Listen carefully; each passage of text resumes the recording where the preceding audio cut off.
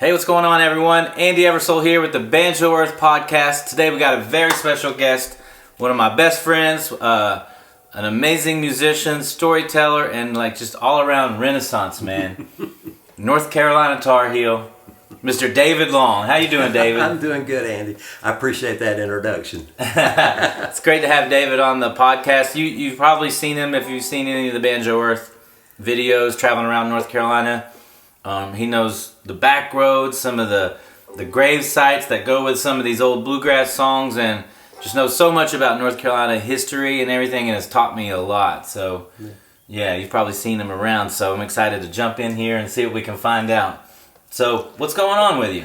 Well, we've been thinking a lot about music and just about the area where we live, and there are a lot of great connections between traditional music and this part of North Carolina, which is sort of like north central part of North Carolina. So I see it as one big ball of wax. Yeah. So we're in the Piedmont right now in Greensboro, and we have the mountain region, the western North Carolina. We have the Piedmont, and then the eastern part and the coastal region, and it's like a different world. The whole state you go to is an incredible state, and I think some of the best music in the entire world. I could be a little biased, but other people say that aren't from here, right? Got Doc Watson, Earl Scruggs, George Clinton. Yeah. Well, you have John Coltrane from North Carolina. Yep. Guy from Rocky Mount. Thelonious Monk, one of my favorite jazz guys. And Jack Kerouac's sister lived in Rocky Mount. Yeah. So just incredible tradition here. And what I like to do on this podcast is jump in the deep end right off the bat. So, thinking about some of the gifts that music has brought into your life, what would you say are some of the most beautiful gifts, or some of the most profound, or the different gifts that music has given you in your life? Oh, absolutely. Number one is meeting people.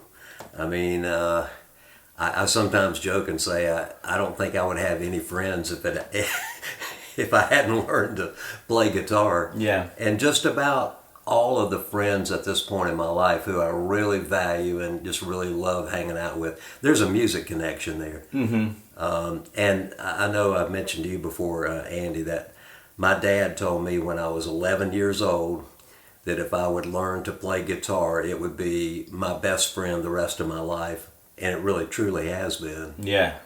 So the people that you've met along the way and the connections, what other kind of gifts has music brought in? The ability to keep yourself entertained. Yeah.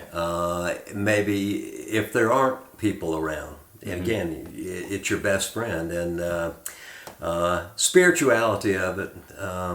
It makes me feel connected to the earth in a way that's positive. And I when I think about the songs I really love the most, in some way, I'm usually picturing a place, a real place. And I know you've told me before that you've gotten through some challenging times in your life by just kind of finding your own place and space and making some music and just connecting with that music.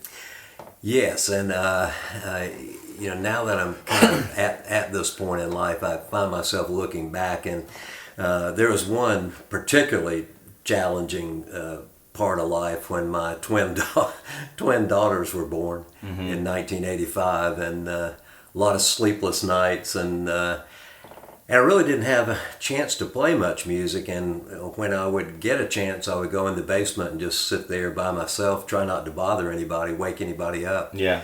And I realized looking back at it, I was mainly just wanting to kind of feel the vibrations of the guitar through my body and remind myself that I was a living human being. Right. Yeah. Because there are times when I wondered. Yeah. And when you don't get enough sleep, you start to feel like a zombie, and those things can wake you back up, right? Very much so. Yeah. And without getting too deeply into that, I'll just say we went 6 weeks solid with 1 hour of sleep a night. Oh my goodness. And you began to learn a lot about yourself. That sounds like a military experiment. Yeah, well, it kind of was. Yeah. But in terms of connecting that back to music, I developed kind of my own repertoire sitting in the basement just to make myself feel good. Mm-hmm. And then when I did start having a chance to get back out and play, I played those songs and realized they were really different and people really liked them a lot. Yeah. The only reason I was playing Red Cross Store by Mississippi Fred McDowell is because I liked the vibrations. Yeah. But it was also a good story. Good vibrations. Well, that's very interesting, because that's, I think, one thing that many people forget about music is, because you hear the sound and it's the stories and like the spiritual part of it, but it's physical too, because it's created from vibrations. That's how these instruments are created, with the wood on the guitar and the shape it's in, and the banjo has this tone ring inside to project frequencies, vibrations of sound. And like, not only does that how you can hear it through your ear as it decodes the vibrations, but you feel it in your body too. And when you hear a car go by with really deep bass, you can feel that in your chest, and those are those vibrations, and it's physical too. So that's really incredible, and that's a doorway to a lot of healing and health, is to understand those vibrations in sound and music and how they affect your body. Yeah, there's spirituality to it, and I think it's one reason that I've become pretty much just exclusively an acoustic guitar player, because I like sort of being able to wrap myself around it. Mm-hmm. I started out playing electric guitar. I was a much better electric guitar player when I was 11 than I am now, because it's just not the same ergonomics. Right. It's almost like you're giving it a hug almost. Yeah. Yeah. Even though I love great electric guitar players. Yeah. And I kind of wish I were one. Right. Well, let's jump into a song. What do you say? Yeah. This is one that actually is rooted in a place not too far from where we are right now, in the Guilford College woods. Okay. Guilford Quaker School that Andy graduated from. Let's go Quakers. Yeah. Philosophy major. You were national championship golf team? Yeah, national champions, golf. Yeah, philosophy, geology. It was a great time. Yeah, and because they were a Quaker school, they had a role in the Underground Railroad. And there's a big tree out there called the Mother Tree, huge tree, the biggest tree I've seen in this part of the state. And it was a guidepost on the Underground Railroad. And so this song, called Follow the Drinking Gourd, is about the Underground Railroad. And gosh, I could talk for hours about this, but the basic thing is that the drinking gourd is the Big Dipper in the sky. Or it's either the Big Dipper or Little Dipper that point to the North Star. And so the idea was follow the drinking gourd, the Big Dipper, because you'd be able to find the North Star. Mm-hmm. So, awesome. and every line of the song is a clue. Now, how did you learn this song? I had heard different versions of it, but when I looked for it online, there wasn't really like a version with energy. There were some choral versions like that kids would learn, for Black History Month. And I would find, some elementary school is somewhere in, Iowa that did the song. So I just kind of molded it into the way, capture the energy that I think somebody would have had in their head if they were on this journey. Yeah. Which is basically about persistence and putting one foot in front of the other. Yeah. And realizing this was going to be a hard journey, but that you had the security of knowing that there are others who were going to help you. Right. That's kind of what it's about. All right. Let's do it.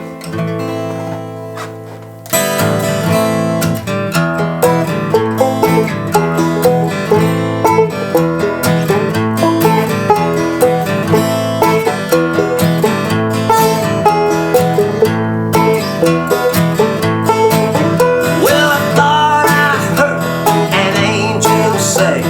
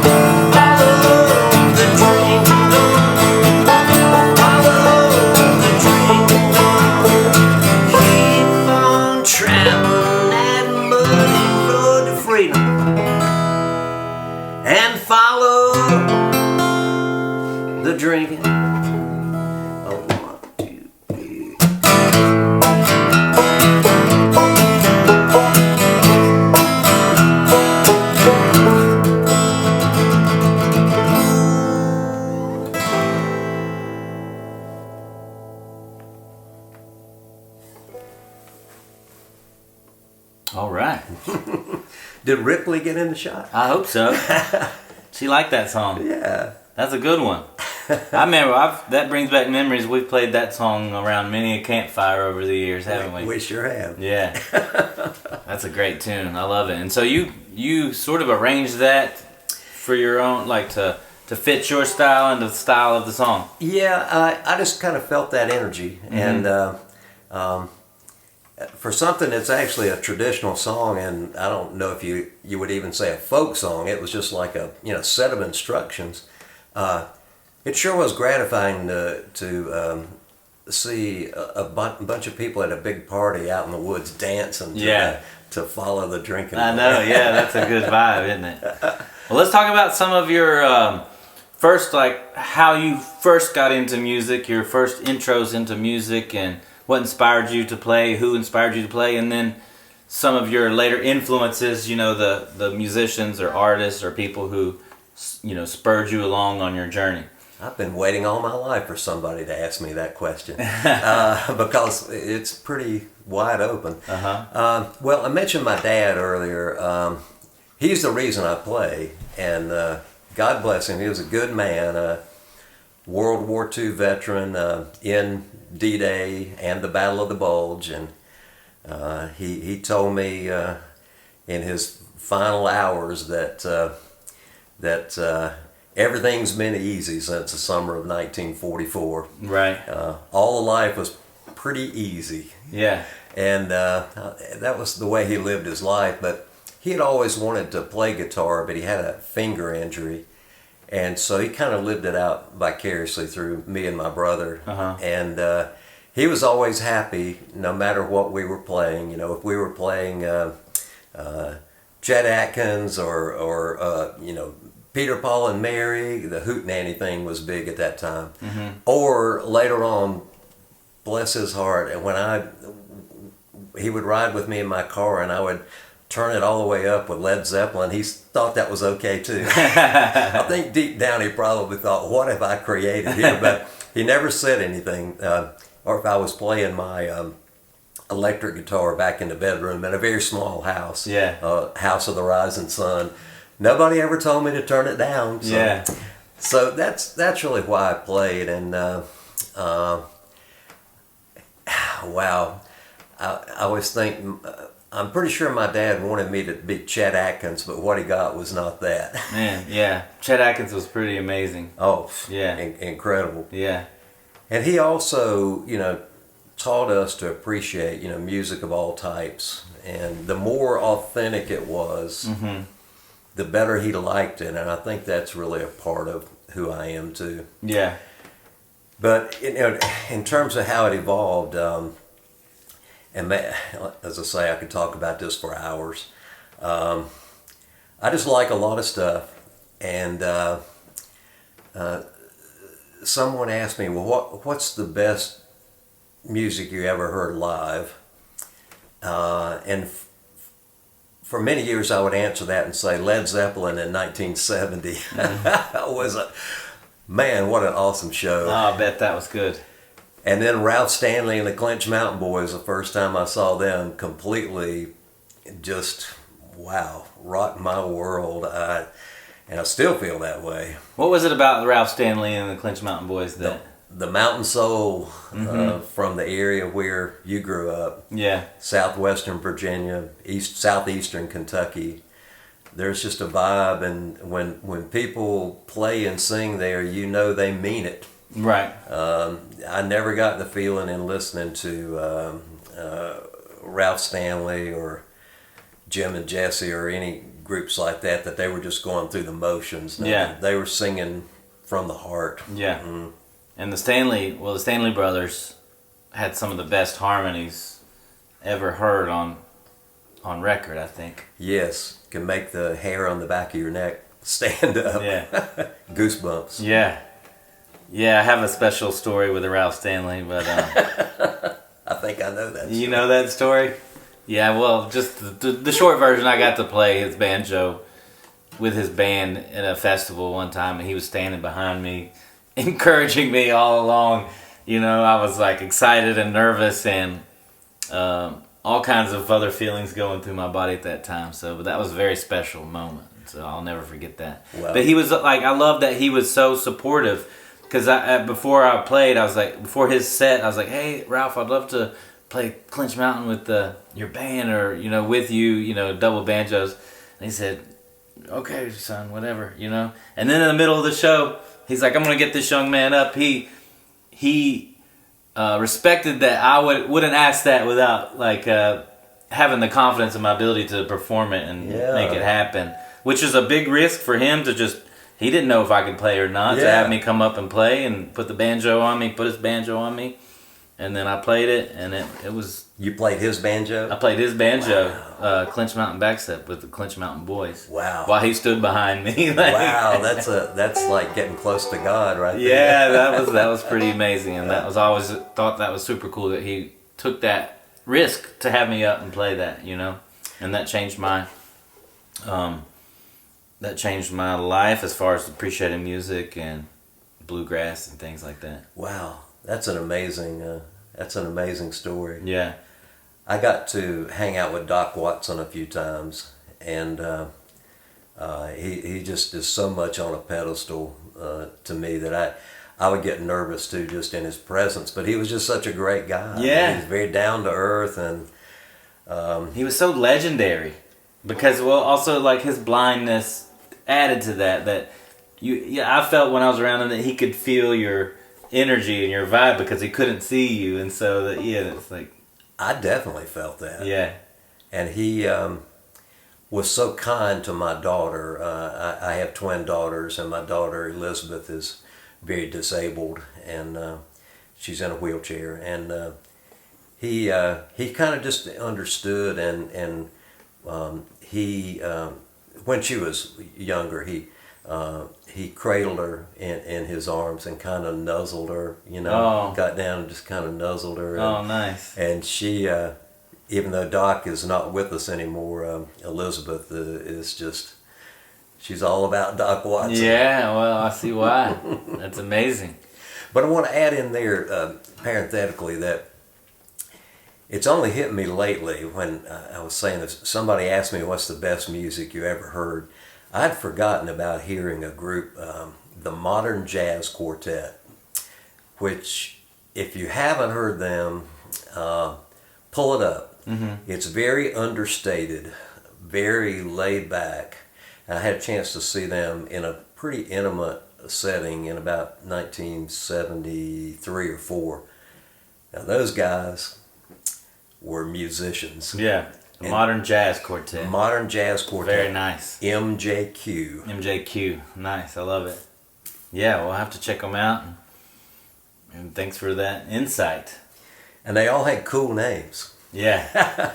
There was John Lewis, not our John Lewis, but Connie Kay played drums. A guy named Percy Heath played bass. And Milt Jackson on the vibraphone. Yeah. I feel I have a duty to spread the gospel of MJQ. Yeah, awesome. Thanks for sharing that. Well, let's see. Well, how about let's play another tune? Okay. Well, as I said, you know, this area where we live has a pretty deep musical heritage. And there was an early banjo player named Daner, D-A-N-E-R, Johnson, who I understand taught the legendary Charlie Poole, who was sort of like the first rock star of country music back in the 1920s, taught him how to play. They worked in textile mills, and you know, they kind of known to drink a little bit on the side and play some music. And I'm not sure if this was a Daner Johnson song. I think it is. And there's a story behind this, but I'll let that ride for just a minute. All right. It's called Tempe. Okay. Tempe. I'll just say, I found his gravestone, and I knew from the song that Tempe was apparently a pretty, you know, hot woman. You could just sort of tell by the lyrics. And when I found his gravestone, like a row or two back and a few over, there was a woman named Tempe, same timeline and everything. Yeah. So I kind of think it was about her. All right. Okay.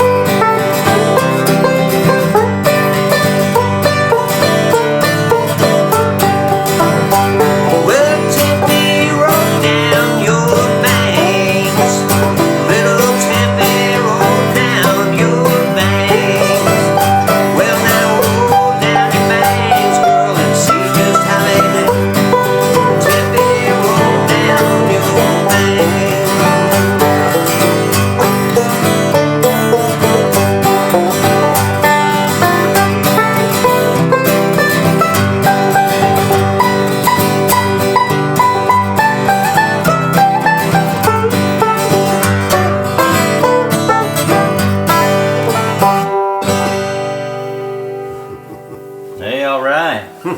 Yeah, I can tell that has a lot of influences from all sorts of different songs, which is one of the cool things about the music from this region is the songs are traditional, they're old, and you can mix and match lyrics from different songs, and that's how a lot of them came about. Yes, and we both know there's a song called "Mole in the Ground" that is real similar tune-wise. I don't know which came first. Yeah, very cool. Thanks for sharing. So one thing I like to do on the podcast here is give some value, some tips to upcoming musicians who are learning music and want to get better at music and become performers or become professional musicians. So, you've been playing a long time with a lot of different people and different circumstances. And, you had a career outside of music for most of your life, and you have essentially played for fun and also some paying gigs and stuff. But what, in your experience, would what kind of advice would you give to up-and-coming musicians who want to be the best musician they can, who want to become professionals, and what qualities should they bring to their musical situations? Do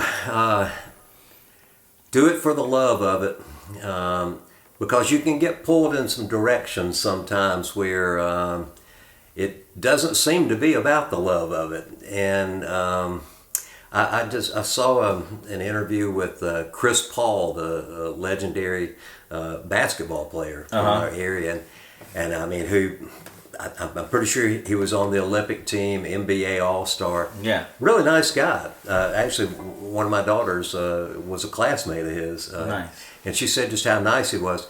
But he said he was sitting in his house, and he told his wife that he said, "I've just got to get back to why I love this game. I just want to go out in the backyard and shoot some baskets." And that really resonated with me, because I think music can be that for you.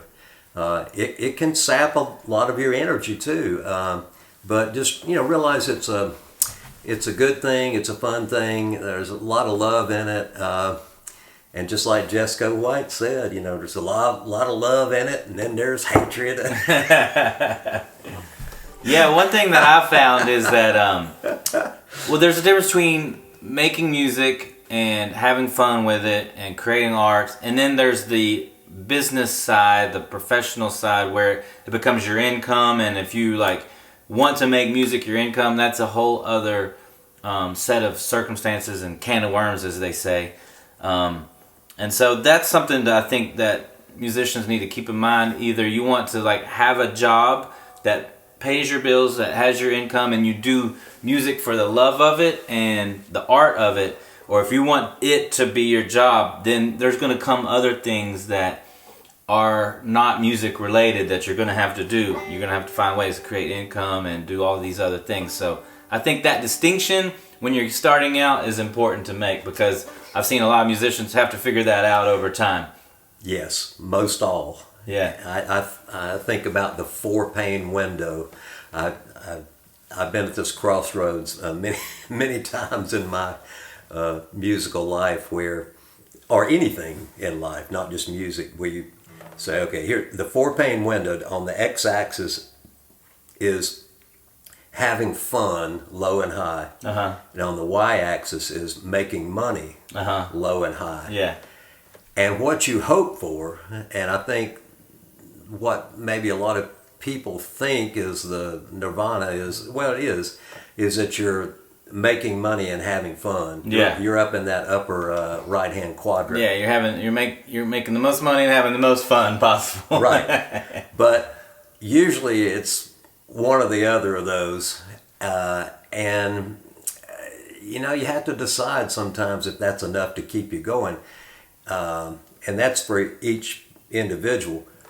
But what I do know, I can say beyond the shadow of doubt, is that if you find yourself down in that lower left corner and you aren't making money and you aren't having fun, maybe you want to try something else. Yeah. This I can say. Yeah. You either want to make money or have fun, but No money, no fun. That's the wrong end of the quadrant there. That's the wrong end. Yeah. So what have you seen, what are your favorite qualities in musicians that you've collaborated with or played in bands with? What have you seen of someone who's a great bandmate or a great collaborator? What qualities do they bring? Well, I'm going to take that as an opportunity, even though I know you didn't have this in mind when you asked the question. Someone like you who is supportive, confident enough and secure enough and comfortable in their own skin where they can see the best in what you have to offer and can pull that out. You do a great job of that. And, thank you. I mean, it's all from the heart, and the fact that you're a Eastern Kentucky boy, I'm sure has something to do with that. Because it's easy to get in situations that become very, ego-driven and kind of one-upsmanship and that kind of thing. And to me, like being here today, just hanging out with you and Claudia, this is what I live for. Yeah.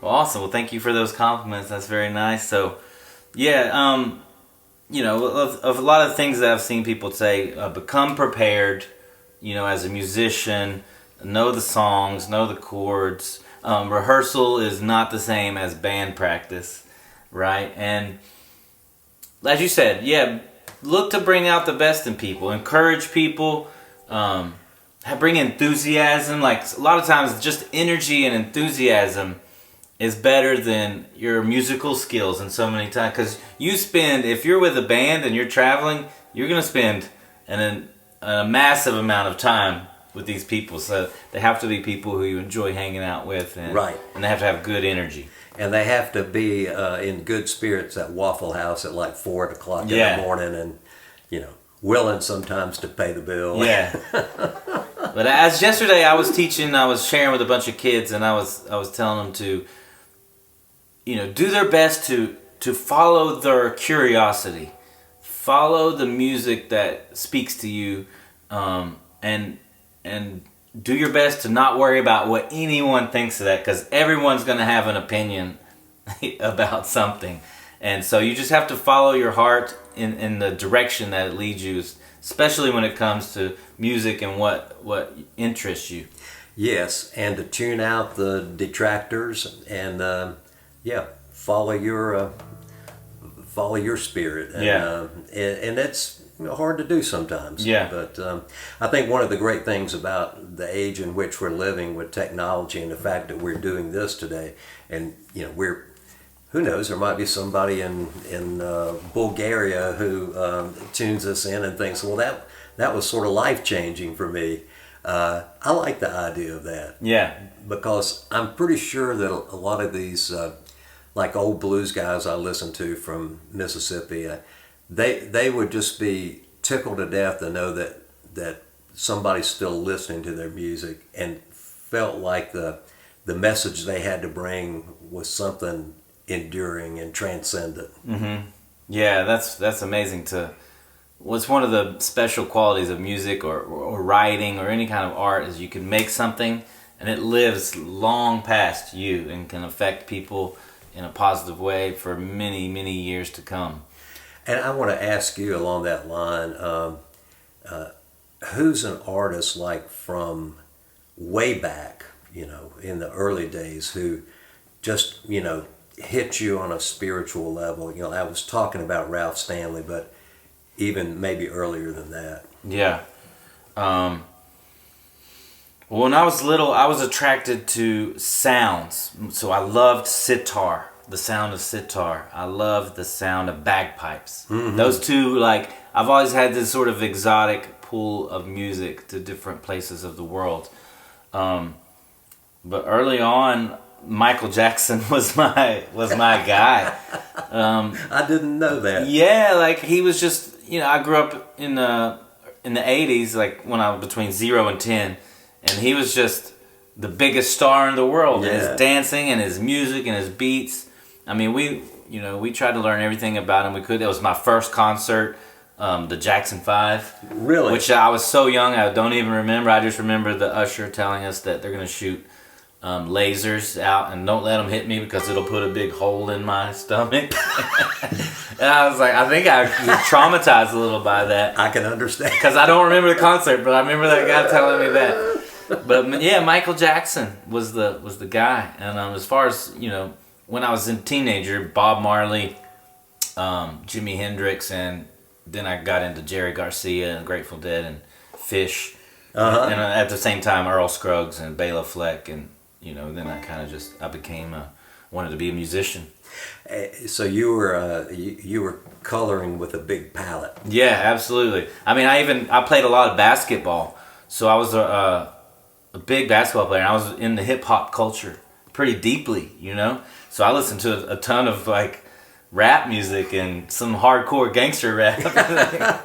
So like when I had my playlist during the iPod, it would go from Tupac to Bill Monroe, and all in between, and that's my musical palette, as you would say.